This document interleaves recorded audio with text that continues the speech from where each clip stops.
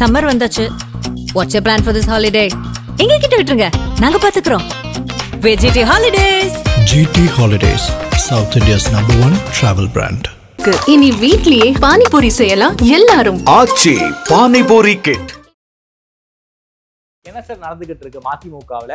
மலை சத்யாவை காரணம் காட்டி துரை வைகோ ஏன் பதவியை ராஜினாமா பண்ணும்? அப்படி என்ன சார் பனிப்போர் போயிட்டு இருக்கு? ஒண்ணுமே புரியல. ரெண்டு பேருக்குள்ள என்ன நடக்கிறது, என்ன பிரச்சனை, என்ன சண்டை? நான் கேள்விப்பட்ட வரைக்கும் துரை வைகோ அவன் அப்பா மதிக்கிறது இல்லை. மல்லை சத்யா அடுத்த தலைவரா வந்துட போறாங்கிற ஒரு பயம் துரை வைகோக்கு வந்திருக்கு. ஏன்னா துரை வைகோ கட்சியில குறுகிய காலம் தான் இருக்கு. மல்லை சத்யா மாதிரி இல்ல. இப்ப நீ மல்லை சத்யா தெரியுமா, துரை வைகோ தெரியுமா? துரை வைகோ வைகோவோட புள்ள அப்படி சொல்றாங்களே தவிர மல்லை சத்யா நம்ம தலைவர்பா அப்படிமாங்க. அவர் என்ன வருத்தப்பட்டாரா, துரை தம்பி நல்லா தான் பண்றாரு, ஆனா ரொம்ப ஜாதி வெறியோடு இருக்காரு. என்ன சார் சொல்றீங்க? அவர் ஜாதிக்காரங்களை மட்டுமே கிட்ட வச்சுக்கிறார். அது வைகோக்கும் துரை வைகோக்கும் 2 வருஷம் டேர்ம் சரியில்லைங்க. அது எனக்கு தெரியும். என்ன சார் பாமக நடக்குதோ அதே தான் இங்கே பாமக அதே தான் நடந்தது. அழகிரிக்கும் ஸ்டாலினுக்கு என்ன நடந்ததோ திமுக அது இப்ப நடக்குது. பல பரீட்சை எதுக்குன்னா சீட்டு, யாரு சீட்டை பிடிப்பா அந்த பல பரீட்சை. இந்த உட்கட்சி விவகாரம் இப்ப தற்காலிகமாக ஸ்டாப் செய்யப்பட்டிருக்கு. முழுசா முடியலையா? முழுசா முடியல. முழுசா முடிவுக்கு வருமா வராதா? முழுசா முடிவுக்கு வருது மல்லை சத்யா எவ்வளவு தூரம் இறங்கி சரணாகதி அடையிறாங்க பொறுத்து. மல்லை சத்யா தான் இறங்கி வரணுமா? துரை வைகோ இறங்கி வர மாட்டார். ஆதனையர்களுக்கு அன்பு வணக்கம். இன்று நம்மோடு மூத்த பத்திரிகையாளர் திருமிகு பிரகாஷ் எம் சுவாமி அவர்கள் இருந்துள்ளார். வணக்கம் சுவாமி சார். வணக்கம். மதிமுகங்கிற ஒரு கட்சி, திமுகவுக்குள்ள ஒரு குடும்ப ஆதிக்கம் இருக்கு, கலைஞர் ஸ்டாலினை முன்னிலைப்படுத்துகிறார் அப்படிங்கிற ஒரு காரணத்துக்காக திமுக வெளியேறினாரு வைகோ. அதன் பிறகு மதிமுகங்கிற கட்சியை உருவாக்குனாரு. அவரு ஆரம்பித்த கட்சி மறுபடியும் மகனை அதிகாரத்துக்கு கொண்டு வந்திருக்காரு. அதுவே ஒரு மிகப்பெரிய பிரச்சனையா மதிமுகவுல போய்கிட்டு இருக்கு. மல்லை சத்யா வெர்சஸ் துரை வைகோவா அந்த சண்டை என்பது மாறி இருக்கு. மல்லை சத்யாவை காரணம் காட்டி துரை வைகோ தன்னுடைய பதவியவே ராஜினாமா பண்ணியிருக்காரு. நிர்வாகிகள் குழுவெல்லாம் கூட்டம்லாம் நடந்திருக்கு. அந்த பிரச்சனையெல்லாம் சரி செய்து வைகோ 2 பேரையும் கையெல்லாம் கொடுத்து சேர்த்து வச்சிருக்காரு. அப்படி சேர்த்து வச்ச போது துரை வைகோடைய முகம் ரொம்ப ரொம்ப இறுக்கமா இருந்துச்சு. அதெல்லாம் நீங்க போட்டோலாம் நீங்க பார்த்திருப்பீங்க. என்ன சார் நடந்துகிட்டு இருக்கு மதிமுகவுல? மலை சத்யாவை காரணம் காட்டி துரை வைகோ ஏன் பதவியை ராஜினாமா பண்ணும்? அப்படி என்ன சார் பனிப்போர் போயிட்டு இருக்கு? நேற்று நடந்த இஷ்யூ எல்லாம் நீங்க எப்படி பாக்குறீங்க சார்? ஒண்ணுமே புரியல. ரெண்டு பேருக்குள்ள என்ன நடக்கிறது, என்ன பிரச்சனை, என்ன சண்டை? பிரச்சனைன்னு தெரியுது, சண்டைன்னு தெரியுது. என்ன சண்டைன்னு இந்த வரைக்கும் வெளியில வரல. வைகோவை கேட்டா அவர் முடிஞ்சு போன கதைங்கிறாரு. முடிஞ்சு போன கதையா இருந்தா கூட அது என்ன கதைன்னு தெரியணும் இல்லையா? நான் கேள்விப்பட்ட வரைக்கும் துரை வைகோ அவன் அப்பா மதிக்கிறது இல்லை. வைகோ அவரெல்லாம் மதிக்கிறது இல்லை. வைகோ மிக சிறந்த பார்லிமெண்டேரியன். அவர் அவர் டிஎம்கேல இருக்கும்போதே எனக்கு பழக்கம். அமெரிக்காவில் நான் இருக்கும்போது அவரோட மகள் கல்யாணத்துக்கு வந்தார். நாங்கள் 2 பேரும் தான் மாப்பிள்ளைக்கு சூட்லாம் வாங்கி கொடுத்தோம். அவர் தான் பே பண்ணார். நல்ல கடை கூப்பிட்டு போனார். ஐக்கிய நாடுகள் சபையில் தமிழீழத்தை பற்றி பேசும்போது நான் உட்காந்து கவர் பண்ணேன். சொன்னேன் எக்ஸலன்ட் ஸ்பீச் வைகோன்னு, தேங்க்யூ பிரகாஷ் அப்படின்னாரு. அப்புறம் அங்கே இருக்கிற அந்த ஆங்கிலத்தில் ஸ்பீச் ஐக்கிய நாடுகள் சபையில் பேசினார். உணர்ச்சிகரமான பார்லிமெண்ட்ல அவர் ஸ்பீச் எல்லாம் கேட்டால் நெருப்பு மாதிரி இருக்கும். வாஜ்பாயே அப்படியே அழுதி போயிடுவார். அதனால தான் 2 மதிமுக அமைச்சர்களுக்கு மத்திய மந்திரி சபையில் பதவி கொடுத்தார் என்டிஏல. அப்படிப்பட்ட வைகோ கட்சி ஆரம்பித்தார் 1994 93-94. அந்த பீரியடில் கட்சி ஆரம்பிக்கிறதுக்கு முன்னாடி நான் அவர் இன்டர்வியூ பண்ண போனேன். அப்போ நான் இந்தியா டுடேல இருந்தேன். என்ன வைகோ சார் இந்த மாதிரி கலைஞர் சொல்கிறாரு, அவர் உயிருக்கு உங்களால் ஆபத்து, உங்களால் ஒரு சிறு எறும்பு கூட ஆபத்து வராதுன்னு எனக்கு தெரியும், உங்களை போய் இந்த மாதிரி சொல்கிறாருன்னு கேட்டதுக்கு, இல்லை தம்பி காழ்ப்புணர்ச்சி, நான் கேள்வி கேட்டுட்டேன், குடும்ப அரசியலை பற்றி ரொம்ப ஜாஸ்தியாக பண்ணுறீங்க, நான் ஸ்டாலின் இருக்க வேணான்னு சொல்லேன், ஸ்டாலினும் இருக்கட்டும் மற்றவங்களும் இருக்கட்டும், நாங்கள் நீங்கள் அந்த பதவிக்கு அடி போடுறீங்களான்னு கேட்டேன். எனக்கு எந்த பதவியும் தேவையில்லை, எனக்கு இருக்கிற பதவி பேர் போதும், ஐ am not interest any post, ஆனால் இந்த கட்சி கலைஞருக்கு அப்புறம் ஸ்டாலின் கையில் போகக்கூடாது அப்படின்னு நான் நம்பி என்னோட பேட்டியிலே சொல்லியிருக்காரு. என்கிட்ட ரெக்கார்டு இருக்கு. அப்படிப்பட்டவர் இப்போ வருண் வைகோவை கொண்டு வர பார்க்குறாரு. பேரன் அடுத்து ரெடி ஆகிட்டார். அவர் டென்னிஸ் கோச். அவர் நான் கேள்விப்பட்ட வரைக்கும் டென்னிஸ் பிளேயரா. அவரை கூப்பிட்டு நீ ரெடியாக இருந்துக்கோ, that is Udhayanidhi of MDMK. அவர் தான் வருண் வைகோ. இப்படி இருந்த வைகோ இப்படி ஆயிட்டாரு. எவ்வளோ ஆளுமை, அவர் பேசுனாருன்னா நைட்டு 4 மணி வரைக்கும் கேட்கறதுக்கு ஆள் இருந்தாங்க. வைகோ மீட்டிங்னா 10,000 பேர் இருப்பாங்க. அது குறைஞ்சி வைகோ மீட்டிங் யாரும் வந்து கேள்விப்பட்டு உணர்ச்சிகரமான உரை. சம்டைம் கலைஞரை விட அவர் பெட்டராக பேசுவான்னு கூட ஒரு கருத்து டிஎம்கேல வந்து நான் கேள்விப்பட்டிருக்கேன். வைகோவோட பேச்சுக்கு முன்னாடி திமுகவில் யாருமே அந்த பீரியடில் எடுபட்டதில்லை. ஏதோ பேசுவாங்க, வைகோ மாதிரி ஒரு வீர உரையாற்றல் கிடையாது. அப்படிப்பட்ட வைகோ கட்சி விட்டு வெளியில் வந்தார், மக்கள் நல கூட்டணி அமைச்சார், என்டிஏல போய் இருந்தார், வாஜ்பாயோட இருந்தார், மோடியோட இருந்தார். 2014 என்ன சண்டை மல்லை சத்யாவோட. அவர் என்ன நினைக்கிறார், நான் வந்து 2-3 முக்கியமான மதிமுக தலைவர்கிட்ட பேசினேன். சொன்னார், என்ன யாருமே இல்லையே மதிமுக, நீ யார்கிட்ட பேச போறீங்கன்னு கேட்டார். கண்ணப்பன் இல்லை, செஞ்சி ராமச்சந்திரன் இல்லை, எல்லாம் போயாச்சு. முக்கியமான யார் யார் கூட இருந்தாங்களோ கட்சி ஆரம்பிக்கும் போது மல்லை சத்யாவை தவிர வேறு யாருமே கூட இல்லைங்க என்பது நிதர்சனமான உண்மை. மல்லை சத்யா ரொம்ப அமைதியானவர், gentleman to the core. Vaiko கணத்தில் குதினா குதிப்பார். தமிழ்நாட்டில் மதிமுக எந்த போராட்டம் நடத்தினாலும் தலைமை தாங்கிறது மல்லை சத்யா தான். ஒரு தடவை ராஜபக்ஷ திருப்பதிக்கு வந்தார், இலங்கை அதிபர். அப்போ ரகசியமாக இவங்கெல்லாம் ஒரு பஸ்ஸில் போயிட்டு ராஜபக்ஷ வரும் வழியில் கருப்பு கொடி காட்டினாங்க. கருப்பு துண்டை பார்த்துட்டு ராஜபக்ஷ வைகோ வைகோ வைகோ வைகோ வைகோன்னு கூப்பிட்டார். அப்போ நம்ம சத்யா சொன்னார், no I am not Vaiko, I am Mallai Sathya, we are against யூன்னு காதில் விடுற மாதிரி. அப்போ Z+ செக்யூரிட்டியில் இருந்தார் ராஜபக்ஷே. ஷூட் பண்ணியிருப்பான் எவனா இருந்தாலும். உயிரை பணைய வச்சு போராடினவர் மல்லை சத்யா. அவர் வந்து பட்டியலின மக்களாக இருந்தால் கூட எந்த விதமான சலுகையும் அதன் மூலம் வாங்காதவர். குழந்தைங்களுக்கு சரி, அவருக்கு சரி, ஒரு கொள்கை முடிவில் இருக்கார். Gentleman politician. அவர் வந்து வைகோவோட மிக நெருங்கிய நண்பர். அடுத்தது வந்து டேம் 99 ஒரு படம் வந்தது. அந்த படத்தோட ரீலே தூக்கினோன்ட்டு அந்த படம் வந்து முல்லை பெரியார் அகேன்ஸ்ட்ன்ற ஒரு காரணத்தினால வெளியிடாமல் பண்ணி அந்த ரீலை தூக்கினா அந்த ரீலே மாலையா போட்டார். போராட்ட குணத்தில் வைகோவுக்கு நிகரானவர் மல்லை சத்யா. இது என்ன ஆகி போச்சு, மல்லை சத்யாவுக்கு புகழ் வர நாளுக்கு நாள் கட்சியில் அதிகமாக. வைகோ இஸ் கெட்டிங் ஓல்டுங்க. வைகோ மாதிரி ஒரு சிறந்த தலைவர் பார்க்க முடியாது. கை நடுங்குது, பேச்சு வரல, ஓரளவுக்கு அவருக்கு ஹெல்த். ஏஜுங்கிறது எல்லாருக்குமே வரக்கூடிய ஒன்று தான். மூப்பு என்பது அனைவருக்கும் வரும், உங்களுக்கு வரும், எனக்கு வரும், எல்லாருக்கும் வரும், எல்லா கட்சி தலைவர்களுக்கும் வரும். வைகோ கொஞ்சம் அதிகமாக வந்து தினசரியெல்லாம் வாடி கஷ்டப்பட்டதுனால சீக்கிரம் வந்துடுது. மல்லை சத்யா அடுத்த தலைவராக வந்துட போகிறாங்கிற ஒரு பயம் துரை வைகோக்கு வந்திருக்கு. ஏன்னா துரை வைகோ கட்சியில் வந்து குறுகிய காலம் தான் ஆடுது. மல்லை சத்யா மாதிரி இல்லை. இப்போ நீ மல்லை சத்யா தெரியுமா, துரை வைகோ தெரியுமா, துரை வைகோ வைகோவோட புள்ள அப்படின்னு சொல்லுவாங்களே தவிர மல்லை சத்யா ஆட நம்ம தலைவர்ப்பா அப்படிம்பாங்க. தமிழ்நாடு முழுக்க சுற்றுப்பயணம் போயிருக்காரு வைகோவோட, நடைபயணம் போயிருக்காரு. அவருக்கு தெரியாத கட்சிக்காரனே கிடையாது. அவர் என்ன வருத்தப்பட்டாரா, துரை தம்பி நல்லா தான் பண்றாரு, ஆனால் ரொம்ப ஜாதி வெறியோடு இருக்கார். என்ன சார் சொல்றீங்க? அவர் ஜாதிக்காரங்களை மட்டுமே கிட்ட வச்சுக்கிறார் எல்லா போஸ்ட்லையும், மற்ற எல்லாரையும் ஓரம் கட்டுறார் அப்படின்னு சொல்லியிருக்கார். இந்த செய்தி வந்து துரை வைகோ காதில் விழுந்தது. உடனே ட்விட்டரில் ஃபேஸ்புக்லேயும் போட்டு இந்த மாதிரி கட்சிக்கு நீ 30 வருஷம் இருந்தாலும் சரி, 300 வருஷம் இருந்தாலும் சரி, துரை வைகோ தான் உன் தலைவர், அவனை மீறி இருக்க முடியாது, இஷ்டம் இருந்தா இரு, இல்லை பேக் பண்ணி வெளில போ.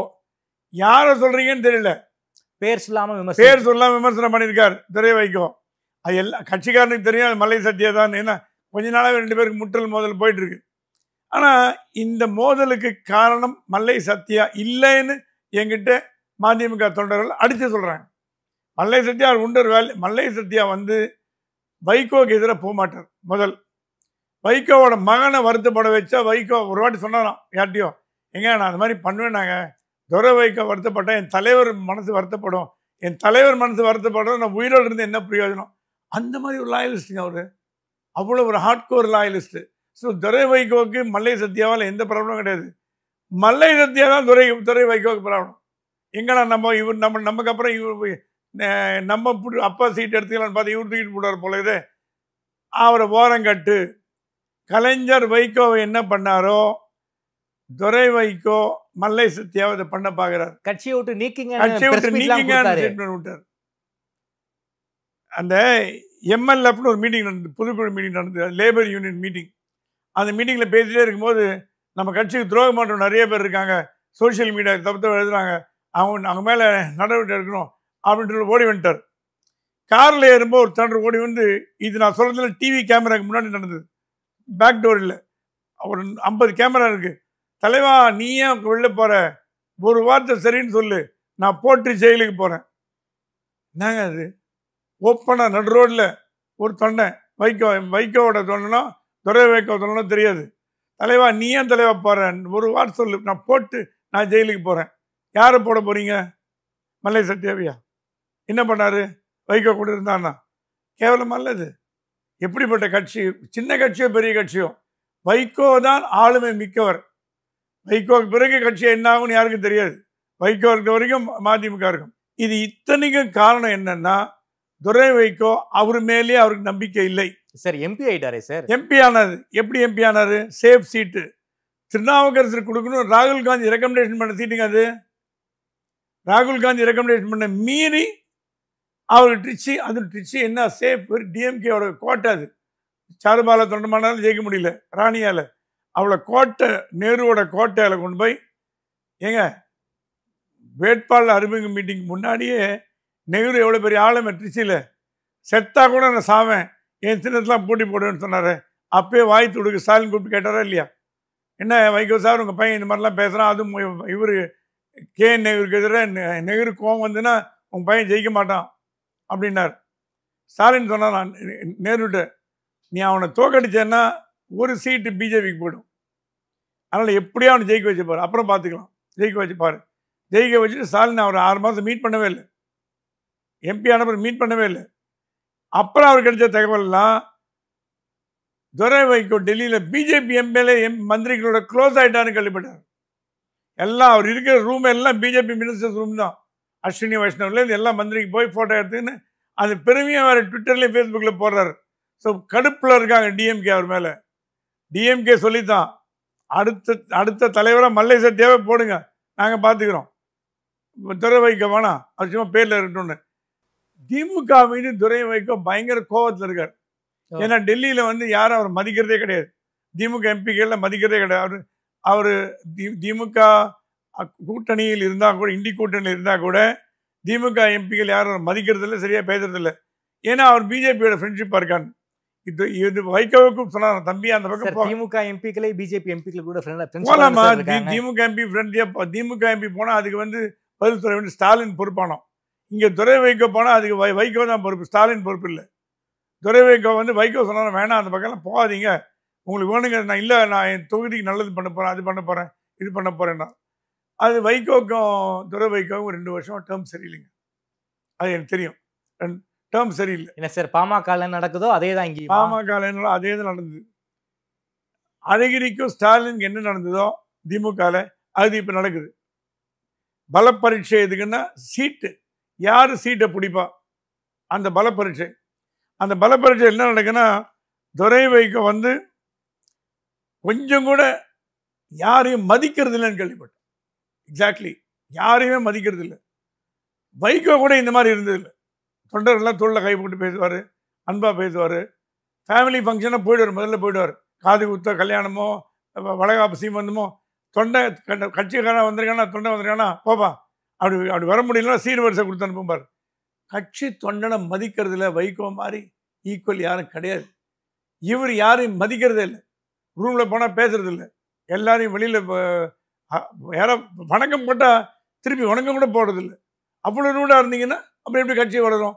அதில் நான் இப்போ கட்சியிலே கொஞ்சம் கொஞ்சமாக அவர் மேலே ஒரு அதிருப்தி வர ஆரம்பிச்சது. அந்த அதிருப்தி கோபமாச்சு. அந்த கோபத்தின் வெளிப்பாடு தான் இந்த முட்டல் முரசல். அந்த கோபத்தின் வெளிப்பாடு தான் இப்போ துரை வைகோவோட இயலாமை காட்டுது. சார் வைகோவுடைய பையன் துரை வைகோ, மல்லை சத்யா ஒரு மதிமுகவுடைய மிக முக்கியமான முகம். மல்லை சத்யா தன்னுடைய போட்டியா பார்க்குறாரா சார் துரை வைகோ? அந்த அப்பாவுக்கு பிறகு அந்த இடம் வந்து மலை சத்யாவுக்கு போயிருங்கிற ஒரு பயம் வந்து துரை வைகோவுக்கு இயல்பாவே இருக்கா என்ன? பயப்படுறாரா மலை சத்யாவை பார்த்து? அதுதான் உண்மை. மல்லை சத்யாவோட ஆளுமையில 5% கூட துரை வைகோட கிடையாது. Mallai Sathya is great organiser, tour planner, first class event manager, நல்லா பேசுவார், எப்படி நல்ல பேச்சாளர், ஆக்ரோஷமான பேச்சாளர். இத்தனை குவாலிட்டி அவர்கிட்ட இருக்கு. இதுல ஒண்ணு கூட துரை வைகோட கிடையாது. துரை வைகோட ஒரே குவாலிஃபிகேஷன் வைகோவோட மகன் என்பதுதான். ஆனா நான் கேள்விப்பட்ட வரைக்கும் அவரோட பையன் வருண் ஸ்மார்ட்டா இருக்கான், தாத்தா மாதிரி இருக்கானா. வைகோவே சொன்னாராம், துரை வைக்கோட வருண் நல்ல நல்ல நல்ல ஸ்மார்ட்டாக இருக்கான், அவனே உள்ள கட்சிக்குள்ளே கொண்டாந்துருங்க அப்படின்னு. ஸோ எந்த நோக்கத்திற்காக ஆரம்பிக்கப்பட்ட மதிமுக குடும்ப அரசியல் கூடாது என்று ஒரே நோக்கத்திற்காக கலைஞரை பகைத்து கொண்டு கலைஞரை விட்டு வைகோ வெளியில் வந்தபோது 9 மாவட்ட செயலர் வெளியில் வந்தாங்க. ஞாபகம் இருக்குன்னு நினைக்கிறேன். எம்ஜிஆர் வந்தபோது கூட ஒரு மாவட்ட செயலர் வரல. எம்ஜிஆர் வந்தபோது வர்டிகல் ஸ்பிளிட் ஆல, வைகோ வந்தபோது வர்டிகல் ஸ்பிளிட் ஆச்சு. எங்கிட்ட சொன்னார் கலைஞர், என்னப்பா இந்த மாதிரி 9 பேர் 10 பேர்லாம் கூப்பிட்டு போறான், நான் கட்சி தான் வேணாமா, நீங்க நான் ஜூனியர் இருக்குமே என்கிட்ட கேட்டார். ஆக அப்படிப்பட்ட ஒரு எம்ஜிஆராலேயே கட்சியை உடைக்க முடியாத கட்சியை உடைச்சி காமிச்சவர் தான் வைகோ. அப்படிப்பட்ட ஒரு ஆளுமை. அவரே வந்து இந்த மாதிரி ஒரு பையன்கிட்ட ஒரு பாத போராட்டத்தில் மாட்டின்ட்டாரே அப்படின்னு குடும்ப உறுப்பினர்கள்லாம் சரி கட்சிக்காரங்களும் சரி ரொம்ப வருத்தப்படுறாங்க. ஏன்னா வைகோ இப்பெல்லாம் வர வர உணர்ச்சி அவசப்படுறாரு, எதுக்கு எடுத்தாலும் அழுதுறாரு. அவரால் உணர்ச்சிகளை கட்டுப்படுத்த முடியல. ஏஜ் ஒரு ஃபேக்டர்.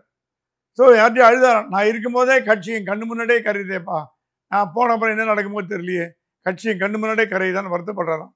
வைகோ வருத்தப்படி நடக்கிறோம் ஒரே கில்ட் ஃபீலிங் தான் மல்லை சத்யாக்கு. தலைவர் வருத்தப்படுறாரு. இன்னைக்கு கூட அந்த அக்ரிமெண்ட்டில் சைன் பண்ணாங்க. பார்த்தீங்கன்னா அந்த அக்ரிமெண்ட்டில் 99% மல்லை சத்யா வந்து சரணாகதி அடைஞ்ச மாதிரி தான் இருக்குது. நான் சோஷியல் மீடியாவில் எழுத மாட்டேன், தலைவருக்கு எதிராக போக மாட்டேன், துரை வைகோ தலைவராக எடுத்துப்பேன், இந்த மாதிரியான வாசகங்கள். துரை வைகோ என்ன அக்ரிமெண்ட் கொடுத்தாரு? நீங்களும் நானும் சண்டை போட்டுக்கணும், 2 பேரும் பேச்சுவார்த்தை நடத்துகிறோம். நீங்கள் சொல்கிறீங்க சார் இதெல்லாம் நீங்கள் பண்ணக்கூடாது சார், ஸ்டுடியோ கரெக்ட் டைம் வரணும் சார், ஸ்டுடியோக்குள்ளே வரணும், நல்ல ட்ரெஸ் பண்ணிட்டு வரணும் சார், மேக்கப் போட்டு வரணும்னு சொல்கிறீங்க. சரி நான் எல்லாம் சைன் பண்ணுறேன். உங்ககிட்ட என்ன வாங்குறேன், நல்ல கேள்வி கேட்பீங்களா, ஒழுங்காக கேட்பீங்களா, படிச்சுட்டு வருவீங்களா, அந்த மாதிரி கொடுக்கணும்ல. என்ன கொடுத்தா துரை வைகோ? ஒன்றுமே கொடுக்கல. ஆல்ரைட் ஐ அக்செப்டட். அங்கேயும் முதலாளித்துவம். மல்லை சத்யா கொடுத்து ஒரு சைடு வாங்கி வச்சுக்கின்னு இவர் மல்லை சத்யாவுக்கு சாரி கூட சொல்லியான். சாரி கூட சொல்லியான். கேஸ்ட் பிரச்சனை நீங்களே அதென்ன. அவர் கூட இருக்கிற அத்தனை பேருமே வைகோவோட கேஸ்ட் தான். யார்? துரை வைகோ கூட துரை வைகோவோட அத்தனை பேருமே. வைகோ அந்த மாதிரி பண்ண மாட்டார். வைகோ வந்து ஜாதி மதம் கட்சி பார்க்க, மொழி இனம் மதம் பார்க்காத தலைவர். யாரு திறமைசாலே கூட வச்சுப்பார். துரை வைகோ வரலாம், இன்னொரு வெரைட்டி. இவன் நம்மால் இல்லை, இவர் யூஸ் பண்ணுற வேர்டு நம்மால கொண்டாங்கப்பா, நம்மளால கொண்டாங்க இந்த வேலை வெளில அனுப்பு. அந்த மாதிரி வெளியே அனுப்ப காத்திருக்கும் நபர் தான் மல்லை சத்யா. ஏன்னா அவர் நம்மால் இல்லை, அவர் பட்டியலினம், நம்மால் இல்லை. இவர் துரை வைகோ ஒரு வேற ஃபேமிலி. ஸோ இந்த அதை யாராவது சொன்னாங்க, ஜமீன்தார் மாதிரி ஆக்ட் பண்ணுறாரு துரை வைகோ. ஜமீன்தார் மாதிரி நடந்துக்கிறார். ஒரு ஸ்ட்ரைட் நெக் அப்படியா நேர போயிட்டு பார்த்துட்டு போகிறாரு. மல்லை சத்யா இப்போ ஒன்று வேணாம், முதல்ல இதுக்கு ஒரு ஜெனிசிஸ் எங்கேருந்து ஆரம்பிச்சதுன்னு சொல்கிறேன். ஏதோ ஒரு மீட்டிங் தாயகத்தில் நடந்தது. ஏதோ ஒரு மீட்டிங், என்ன மீட்டிங் தெரியல. துரை வைகாவும் மல்லை சத்யாவும் கலந்துனாங்க. மல்லை சத்யாவோட செல்ஃபி எடுக்கிறது 100 பேர் லைன் நின்னான். துரை வைகோட ஒருத்தர் கூட வரல. இதுதான் முதல்ல ஆரம்பித்த ப்ராப்ளம். நான் சொல்கிறேன், இல்லைன்னு மறுக்க சொல்லுங்கள். ஃபஸ்ட்டு ப்ராப்ளம் இங்கே தான் ஆரம்பித்து ஒரு 8 மாதத்துக்கு முன்னாடி, ஒரு 1 இயருக்கு முன்னாடி, லெஸ் தென் 1 இயர். அத்தனை பேரும் மல்லை சத்யாவோட போய் ஃபோட்டோ எடுத்தாங்க. துரை வைகோ ஒருத்தர் கூட பண்ணல. எம்பி ஆகிறதுக்கு முன்னாடியா? எம்பி ஆனதுக்கு அப்புறம் எம்பி ஆயிட்டார். அவர் எம்பி ஆயிட்டாரு. ட்ரிச்சிக்கு வந்து ஒண்ணுமே அவர் பண்ணல. துரை வைகோ நியூஸ் ஸ்டாலின் போயிருக்கு. ஸ்டாலின் வைகோ கூப்பிட்டாராம், தம்பி என்ன பண்றாரு ட்ரிச்சியில, எனக்கு வந்து ரிப்போர்ட் வந்து வருது, நேரு கையை விட்டு செலவு நிறைய பண்றாரு, இவர் ஏதாவது தொகுதியை பார்க்க போறாரா, இல்லை அடுத்த வருஷம் அடுத்த தேர்தலில் மாத்திடலாமா அப்படின்னு கேட்டு, இல்லைங்க நான் பண்ண சொல்றேன்னாராம். தொகுதி பக்கம் முதல்ல போக சொல்லுங்க, அவரை போயிட்டு கொஞ்சம் வேலையை பண்ண. ஏன்னா ஸ்டாலின்லாம் தொகுதியை ஒழுங்காக வச்சுக்கணுங்கிற ஒரு எண்ணத்தில் இருக்கிறவர். அவர்கிட்ட எந்த கட்சியாக இருந்தாலும் சரி, அவர் கூட்டணியில் ஜெயிச்சாலும் தொகுதி ஒழுங்காக பார்த்துக்கலாம், கோவம் வந்துடும் அவருக்கு. ட்ரிச்சி அது நேரு சொல்லிட்டானா, அண்ணா எனக்கு தெரியா அண்ணே, அந்த பையன் வரதே இல்லை, அந்த பையன் சின்ன பையன், ஒன்றும் எட்டியே பார்க்கறதில்ல, தொகுதி நாசமாக போச்சு, கவுன்சிலர் வேற கூட பண்ணுறதில்ல, அவர் கவுன்சிலர் போஸ்ட்டுக்கே லாயக்கு இல்லைன்னு நேரு சொல்லிட்டார் ஸ்டாலின்ட்டு. துரை வைகோ கவுன்சிலர் போஸ்ட்டுக்கே லாயக்கு இல்லைன்னு. அப்படி டிஎம்கேலையும் மனது வருத்தப்பட்டிருக்காங்க. ஸோ டிஎம்கே வந்து இதில் ஒரு ஹேண்ட் இருக்குமான்னு கேட்டிங்கன்னா ஓரளவுக்கு ஹேண்ட் இருக்குன்னு தான் தோன்றுறது. ஏன்னா மல்லை சத்யா தலைவராக வரணும்னு டிஎம்கே விரும்புது. ஏன்னா துரை வைகோ வந்ததுன்னா, ஏன்னா ஸ்டாலின் சொல்கிறாருன்னா கத்துக்குட்டி மாதிரி பேசுகிறார். அவர் அது அரசியல் முதிர்ச்சி இல்லை. சரி, மல்லை சத்யாக்களை முதிர்ச்சி உண்டு. 40 வருஷம் 35 வருஷம் கூட இருந்தார். வைகோ கூட வைகோ கூட இருந்திருக்காரு. அவர் கட்சி நடவடிக்கை தெரியும், எப்படி கொண்டு போகணும் தெரியும். இவர் நேத்தி வந்தவர். நான் எடுத்தேன் கவுத்தன் பேசுனா வச்சுங்க, ஸ்டாலினே மரியாதை எல்லாம் பேசிட்டாரு. அதனால இந்த உட்கட்சி விவகாரம் இப்போ தற்காலிகமாக ஸ்டாப் செய்யப்பட்டிருக்கு. முழுசா முடியலையா? முழுசா முடியல. முழுசா முடிவுக்கு வருமா வராதா? முழுசா முடிவுக்கு வர்றது வந்து மல்லை சத்யா எவ்வளவு தூரம் இறங்கி வந்து சரணாகதி அடையிறாங்க பொறுத்து. ஆனா மல்லை சத்யா தான் இறங்கி வரணுமா? துரை வைகோ இறங்கி வர மாட்டார். இன்னைக்கு இந்த அக்ரிமெண்ட்ல கூட மல்லை சத்யா தான் இறங்கி வந்து எல்லா அக்ரிமெண்ட்டும் கொடுத்துருக்காரு. நான் சோசியல் மீடியாவில் எழுத மாட்டேன், சோசியல் மீடியா போக மாட்டேன், கட்சிக்கு எதிராக போக மாட்டேன். ஏங்க கட்சிக்கு துரோகம் பண்ணீங்கன்னு சொன்னீங்க, என்ன துரோகம் சொன்னீங்களா? அவர் என்ன பிஜேபியோட கூட்டணி வச்சாரா, இல்லை டிஎம்கேயோட கூட்டணி வச்சிருக்காரா, இல்லை அதிமுக கூட்டணி வச்சாரா, இல்லை தலைவர்கிட்ட பேசுறாரா? கலைஞர் சொன்னார் வைகோவால் என் உயிருக்கு ஆபத்துன்னு. அதே மாதிரி இப்போ பார்த்தீங்கன்னா இப்போ துரை வைகோ என்ன ஃபீல் பண்ணுறாருன்னா, சத்யாவால் நம்மளோட கேரியரே கெட்டு போகுது, பொலிட்டிக்கல் அம்பிஷனே காலி. ஏன்னா அடுத்து தூக்கிட்டு போயிட்டு தொண்டர்கள் மத்தியில் வந்து துரை வைகோ எந்த நல்ல பேரும் கிடையாது. ஸோ நீ துரை வைகோ போட்டால் கூட எடுத்துக்க மாட்டான். துரை வைகோ ஒரு மீட்டிங்கில் அட்டன் பண்ணான்னா 50 பேர் கூட இல்லையா அந்த மீட்டிங். அதே சத்யா வந்தான்னா 100, 500, 10,000, 20,000 போகுது. ஸோ இதெல்லாம் ஏன்னா துரை வைகோவுக்கும் அவர் அறியாதவர் இல்லைங்க. ஹி நோஸ் தட் அவரோட த்ரெட்டு யாருன்னா மல்லை சத்யா தான் அவருக்கு த்ரெட்டுன்னு புரிஞ்சுட்டார். அந்த த்ரெட்டை வெளியில் எப்படியே எடுக்கணும்னு பார்க்குறாரு. வைகோ அதுக்கு இடம் கொடுக்கல. ஏன்னா வைகோவோட மனசாட்சி வந்து மல்லை சத்யா. வைகோ ஒரு பரிதாபகரமான நிலையில் இருக்காரு. வைகோ உயிரையே காப்பாத்திருக்காரு. உயிரை காப்பாத்திருக்காரு. ஒரு பக்கம் மல்லை சத்யா, ஒரு பக்கம் பையன், சொந்த பையன். ரெண்டு நடுவில் பாச பிணைப்பில் பாச போரில் மாட்டிட்டு வைகோ தவிச்சிட்டு இருக்காருன்னு கேள்விப்படுறோம். சார் அப்படியே இந்த அதிமுக பாஜக கூட்டணிக்குள்ளேயும் போலாம் சார். இந்த அதிமுக பாஜக கூட்டணி தொடர்பாக தொண்டர்கள் யாரும் சோசியல் மீடியால கருத்து சொல்லக்கூடாது, பேட்டி கொடுக்கக்கூடாது அப்படின்னு வந்து 2 பக்கமுமே தடை போட்டிருக்காங்க. இதை எப்படி பாக்குறீங்க? குறிப்பாக இந்த கூட்டணி ஆட்சிங்கிற ஒரு சப்ஜெக்ட் வந்து 2 கட்சிக்குள்ளேயுமே வந்து ஒரு பேசுபுல் ஆயிருக்கு. அது வந்து ஒரு பிரச்சனையா மாறி இருக்கா என்ன? நயினார் வந்து இப்போதான் செட்டில் ஆகிட்டு வர்றார். நல்ல திறமையானவர். அவர் மேலே எந்த குறையும் சொல்ல முடியாது. அவர் கட்சியை நியாயப்படி வளர்த்து கொடுத்துட்டு போகணுங்கிற முயற்சியில் இருக்கார்.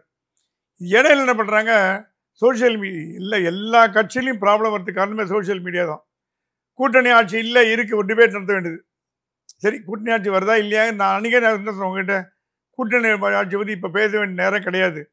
எலெக்ஷன் முடிஞ்சு ரிசல்ட் வந்து யார் யார் எவ்வளோ சீட்னு வந்த அப்புறம் தான் கூட்டணி ஆட்சியா தனி கட்சியாங்கிறது முடிவு பண்ணுறோம். அது வந்து பேசுறதுலாம் ஜோசியம் தான் சொல்லிட்டேன். அது நம்ம அந்த மாதிரி ஸ்டாண்ட் எடுத்தோம். ஆதான் நல்ல ஸ்டாண்ட் எடுத்து முடிஞ்சு போச்சு. அப்படி இப்போ பண்ணல. ஒரு டிபேட் ஓடுது, அதிமுக கூட்டணி வேணுமா வேணாமா, அதிமுக வந்து பாரதிய ஜனதாவுக்கு வந்து கொடுக்குமா கொடுக்காதா, மந்திரி சபையில் இடம் உண்டா, யார் யார் மந்திரி, அது லிஸ்டெல்லாம் வேறு போட்டாங்க. இவர் ஹோம் மினிஸ்டர், இவர் ஃபினான்ஸ் மினிஸ்டர், இவர் லா மினிஸ்டர். இது வந்து நயினார் தலைவலியாக இருக்குது. அவரே கஷ்டப்பட்டு கட்சியை வளர்த்துட்டு இருக்கும்போது நீ அவர்கிட்ட போய் இவர் தலைவர் தான் நெக்ஸ்ட் மினிஸ்டர் சொன்னால் ஷாப் அப்படின்னா எல்லாம் வாய முடிங்க. சோசியல் மீடியாவில் எதுவும் போடக்கூடாது. கூட்டணி பற்றி டெல்லி தான் முடிவு பண்ணணும். நீங்கள் யாரும் லோக்கல் தலைவர்கள் பேசக்கூடாது. கட்சியை வளர்க்குறது முதல்ல பாருங்கள். கட்சியை முதல்ல வளர்க்க பாருங்கள். நான் கேள்விப்பட்ட வரைக்கும் கேசவ விநாயகத்துக்கும் நயினார் நாகேந்திரனுக்கும் இப்போ ஒத்து போகல, கொஞ்ச நாளாக ஒத்து போகல. ஸோ கேசவ விநாயகத்தை ஆட்கள் பண்ணுறது தான் வேலையை நயினார் தெரிஞ்சு போச்சு. ஆனால் நயினார் இஸ் 2 ஜென்டில்மேன். அவர் போய் யார்ட்டையும் கேட்டு சண்டை போட்டு அந்த மாதிரிலாம் பண்ண மாட்டார். அவர் எல்லார்ட்டையும் இப்படி எல்லாம் பழகிட்டு போடக்கூடிய மனுஷன். பிஆர் நல்ல பிஆர் பண்ணுவார். அதனால் அவர் ஆனால் கேசவ நல்லா தூண்டி விட்றாங்கன்னு கேள்விப்பட்டேன் இந்த மாதிரி மேட்டர்லாம். ஏன்னா இதே வேலையை உங்களுக்கு பொழுது போலாம் யாரும் தூண்டி விட்டே இருப்பாங்க. ஸோ அந்த பக்கம் பார்த்தீங்கன்னா அதிமுகவில் உரசல் ஜாஸ்தியாக போச்சு உள்ளுக்குள்ளே. ஏன் பிஜேபியோட கூட்டணி போகக்கூடாதுன்றாங்க, போகணுன்றாங்க. அது சோஷியல் மீடியாவில் எழுத ஆரம்பிச்சுறாங்க. Social media is the main cause of trouble of all political parties in India. Social media மட்டும் அதனால தான் இவ்வளோ பிரச்சனையே வருது. ஸோ சோஷியல் மீடியாவிலையும் கொஞ்ச நாளைக்கு விலகி இருங்க. நாங்கள் கண்காணிக்க போகிறோம். பாஜக வந்து ஒரு குழு போட்டிருக்கு நயினார் நாகேந்திரன் சொல்லி. அந்த குழு என்னென்னா, கட்சிக்காரன் யார் யார் பாஜக அகெயின்ஸ்டாவோ ஃபாராவோ போடுறான் நோட் பண்ணி கொடு. கட்சிக்காரனாக இருந்தால் அவனை கூப்பிட்டு வார்ன் பண்ணுவோம். வெளியாளாக இருந்தால் ஒன்றும் பண்ண முடியாது. கட்சிக்காரன் இல்லையா வச்சுங்க, அவனை கேட்க முடியாது, அதை விட்டுருங்க. கட்சிக்காரன் எழுத விடாதபடி பண்ணுறது நம்ம ட்ரை பண்ணுவோம். அப்புறம் நயினார் சொன்னாரா, அண்ணாமலையிட்ட எப்படியாவது நம்ம அண்ணாமலை உள்ள கேம்பெயின் கூப்பிட்டு வந்துடுவோம். அண்ணாமலை இருந்தால் தான் முடியும். ஏன்னா 2 இருக்கை ஓசைன்ற மாதிரி 2 டபுள் இன்ஜின் சர்க்கார் மாதிரி அண்ணாமலை உள்ளே வரட்டும். அண்ணாமலை சொன்னால், அண்ணன் நயினார் என்ன நீங்கள் என்ன சொன்னாலும் நான் வந்து நம்ம கட்சிக்கோசம் என்ன பண்ண தயார். I am at your service. நீ எப்போனா கூப்பிடுங்க, நான் வரேன். நான் தமிழ்நாடு முழுக்க ட்ராவல் பண்ண போகிறேன். 2 பேர் சேர்ந்து கட்சியை வளர்ப்போம். நான் எனக்கு ஒன்றும் அகேன்ஸ்ட்லாம் கிடையாது. என்னோட தலைமையில் இருந்த பீரியடில் முடிஞ்ச வச்சு உங்கள் தலைமையில் இருக்குது, நீங்கள் தான் தலைவர், நீங்கள் சொல்லுங்கள், கட்டளையிடுங்கள், நான் வந்து பண்ணித்தரேன். இப்போ அண்ணாமலைக்கும் நயினார் நல்ல ஸ்மூத் அண்டர்ஸ்டாண்டிங். அது ரொம்ப சந்தோஷப்படக்கூடிய விஷயம். சில பேர் சொன்னாங்க அது 2 பேர் சண்டை போடுங்க, அதெல்லாம் போய் சோஷியல் மீடியாவில் வந்து பாதி மேட்ரு பொய்யா இப்போ ஏதோ என்ன சொல்கிறது ஆம் சேர் டிடெக்டிவ் மாதிரி அப்படி ஆம் சேர் மேலே பார்த்து எழுதுறாங்க. Annamalai is very good with Nainar இருந்தாலும் ரொம்ப இன்ஃபேக்ட் நயினார் ஒரு மீட்டிங்லேயும் முதல்ல அண்ணாமலையை பிரைஸ் பண்ணாமல் எடுக்கிறதே கிடையாது. அண்ணாமலை பேரை சொல்லிட்டு தான் அண்ணாமலை பேரை சொல்லி பண்ண நயினார் சொல்ல வேண்டிய அவசியமே கிடையாது. ஏன்னா அவர் கட்சி தலைவர். இருந்தாலும் அவர் மரியாதை கொடுக்குறது அண்ணாமலை. இது எப்பவுமே எல்லா கட்சியிலைங்க அரண்டவன் கண்ணுக்கு இருண்டதெல்லாம் பேயின்ற மாதிரி ஒரு பழமொழி உண்டு. பாஜக என்ன நினச்சிட்டு இருக்காங்க, அண்ணாமலை போயிட்டாருன்னா நயினார் வந்து அண்ணாமலை தூக்கி போட்டுருவாரு, அண்ணாமலை வந்து கண்டம் பண்ணுவார். நயினார் அப்படி பண்ண மாட்டேன்ட்டார். அன்றைக்கே கூட பக்கத்தில் உட்கார வச்சார். ஸோ இது வந்து என்னென்னா கட்சியை வந்து சிக்கலில் மாட்டி விடலான்னு எவன் நினைக்கிறானோ அவனுக்கு மறுத்த அடி. பாஜக நல்லபடியாக வளரணும்னு நினைக்கிறவனுக்கு இது நல்ல நியூஸ். ஏன்னா 2 பேரும் ஒன்றா சேர்ந்துட்டாங்க, சண்டை போடல, ஓப்பனாக திட்டல, அந்த மாதிரிலாம் பண்ணல. இன்ஃபேக்ட் நயினாரை மாற்றினதுக்கு அப்புறம் பாஜகவில் கோஷ்டி பூசல இல்லைன்னு கேள்விப்பட்டேன் நான். அண்ணாமலை இருக்கும்போது கொஞ்சம் கோஷ்டியாக இருந்தது இல்லையா, கொஞ்சம் அப்படி. இப்போ அப்படி இல்லை, எல்லாருமே நயினாக்கு ஃப்ரெண்ட். நயினா எல்லாரோடையும் தமிழிசை, பொன்னாரு, அப்புறம் வந்து வானதி எல்லாரோடையும் ஃப்ரெண்ட்ஷிப்பாக போயிட்டார். அப்புறம் வந்து டெல்லியில் போய் சொன்னார் நயினார் சொன்னாரா, தமிழ்நாட்டிலேருந்து 2 பேருக்கு பொதுச் செயலாளர் பதவி கொடுக்கணும், தேசிய பொதுச் செயலாளர் கண்டிப்பாக நீ கொடுக்கணும், வானதிக்கும் டாக்டர் தமிழிசைக்கும் ஏதாவது பெரிய போஸ்ட் கொடுங்கன்னு சொல்லி ரெஃபர் பண்ணியிருக்காரு. பிஎல் சந்தோஷ் சொல்லியிருக்காரு. வானதிக்கு தான் வந்து மகிழா மோர்ச்சா கொடுத்துருக்காங்க. மகிழா மோர்ச்சா இருக்கு, பட் கட்சியில் மெயின் போஸ்ட் ஒன்றுமே அவங்களுக்கு மகிழா மோர்ச்சா கொடுத்துட்டு மகிழா மோர்ச்சாவும் கட்சியில் இருக்கக்கூடிய வந்து மகிழா மோர்ச்சாவால தான் டெல்லி சிஎம் போட்டதே வானதின்றாங்க. இப்போ டெல்லியோட சீஃப் மினிஸ்டர் லேடியை போட்டாங்களே, அது காரணமே வானதி செஞ்சவங்க. அவ்வளோ பவர்ஃபுல் போஸ்ட் இருந்தாலும் அவங்க ஒரு பெரிய போஸ்ட் எதிர்பார்க்குறாங்க, ராஜ்யசபா எம்பி எதிர்பார்க்குறாங்க. நயினார் சொன்னாரா, கட்சியில் உள்ள சீனியர் அத்தனை பேரும் நான் மரியாதை கொடுப்பேன், அத்தனை பேரும் நான் மரியாதை ட்ரீட் பண்ணுறேன், எல்லாருக்கும் என்னென்ன பதவி வாங்கி தர முடியுமோ. ஏன்னா என்னோட நீங்களாம் கட்சிக்கு அதிகமாக உழைச்சிருக்கீங்க. ஆனால் ஒரே ஒரு இடத்துல ஆர்எஸ்எஸ் மட்டும் கொஞ்சம் ஹாப்பியாக இல்லைன்னு கேள்விப்பட்டு, அது என்ன காரணம்னு தெரியல.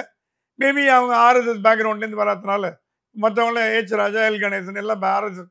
அப்படி பார்த்தீங்கன்னா அண்ணாமலை கூட ஆர்எஸ்எஸ் பேக்ரவுண்ட் வரல, அண்ணாமலை ஆர்எஸ் பேக்ரவுண்ட்லேருந்து வரல. அதனால் அண்ணாமலைக்கு என்ன பொசிஷனோ அதே பொசிஷனோ இப்போ நயினார் இருக்கார். அண்ணாமலை கட்சியிலேருந்து வரல, ஐபிஎஸ்ல வந்து கட்சியில் வந்தாலும் தான் வித்தியாசம். அதே இடத்துல Nainar is a good leader. அவர்கிட்ட லீடர்ஷிப் பண்புகள்லாம் இருக்குது அவர்கிட்ட. ஸோ இது வந்து கட்சியை வலுப்பெறுமானா, நயினார் வந்ததுக்கப்புறம் கட்சி வலுப்பெறுமானா நல்லா வளர்ந்துட்டு வரும். ஓகே, கீழே போனால் தான் பயப்படணும். மேபி அது 100 படி ஏறினா இது 10, 20, 30, 50 படி ஏறலாம், 60 படி ஏறலாம். ஆனால் ப்ராக்ரஸ் நோக்கி போயிட்டுருக்கு. அந்த ப்ராக்ரஸை வச்சு அடுத்த தேர்தலில் வெற்றி பண்ணும். ஆனால் ஒரே வார்த்தை சொன்னாங்களா நயினார்கிட்ட, நயினார்ஜி உங்கள் டீம் நல்ல டீமாக இருக்கட்டும். போன மாட்டி அண்ணாமலைகிட்ட கொடுக்கப்பட்ட டீம் வந்து யார் போட்ட டீம், எல் முருகன் டீம். அது எல் முருகன் தமிழிசை டீம்.